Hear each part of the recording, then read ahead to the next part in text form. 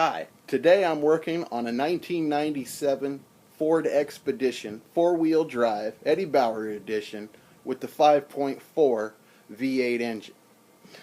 What we're going to do is we're going to put in some 134A refrigerant. Now, the reason I'm making this video is because I went looking for instructions and videos on how to do this job, and at first somebody had the idea that they could use this part right here. Well, I'm telling you, this is not the low pressure side. So all the problems that video was having was due to them figuring out how to put in the refrigerant in the wrong side. Now, the other thing that should have been the first clue is this standard little connector won't fit right here. Let me show you. When I first raised up the hood, I did a little happy dance because I saw this. And I thought, alright, that's good. Well, I took my connector and went to attach it and discovered too big. Yes, we're dealing with the high pressure side right here. So the main question that I have found a lot of people asking, where's the low pressure side? I actually had to do some Google searching for this and finally discovered it way back here in the dark of all this. So back here on this silver cylinder, can you see that? Let's see if I can change the aperture and get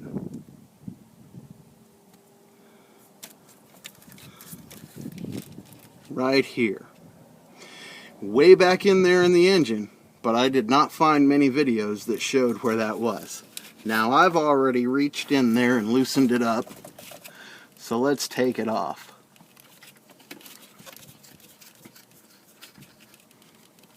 There it is.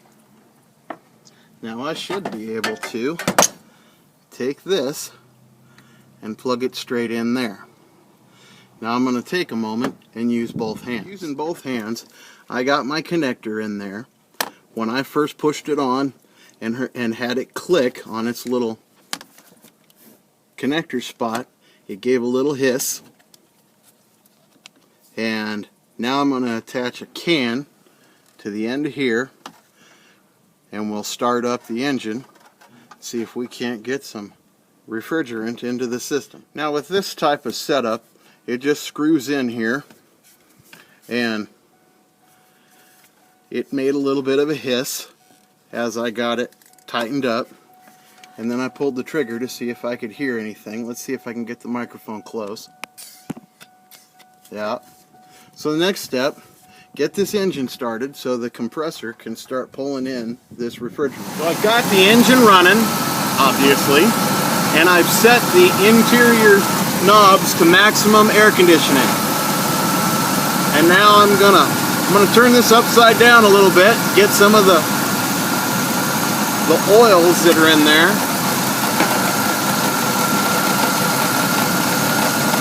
I can feel the can getting cooler, and I can hear a bit of a hiss as it's taking the Freon in too. The can has also gotten much lighter.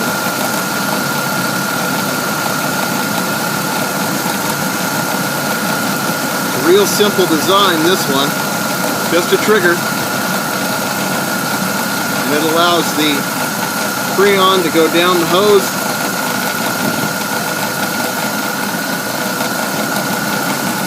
The can's mighty cold. Feels pretty empty by now.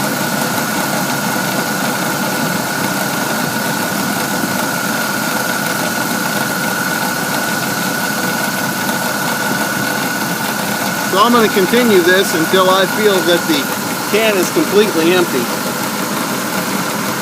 Then we're going to see if the inside of the vehicle is blowing cold again. Now we're inside the vehicle, and I can already tell just by feel a nice difference in the temperature that was coming through. But went ahead, put it on max AC, all the way cold, all the way high.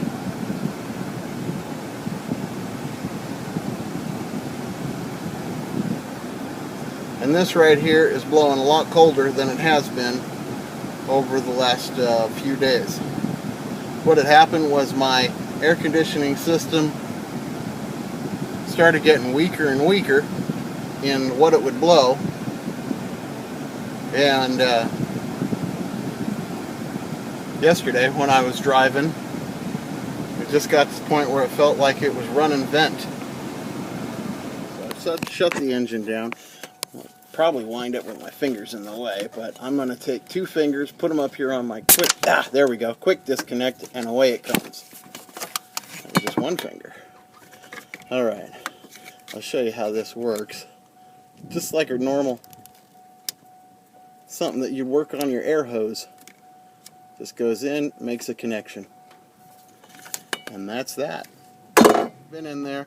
I've got the dust cap back on. I'm going to put this cover back on here.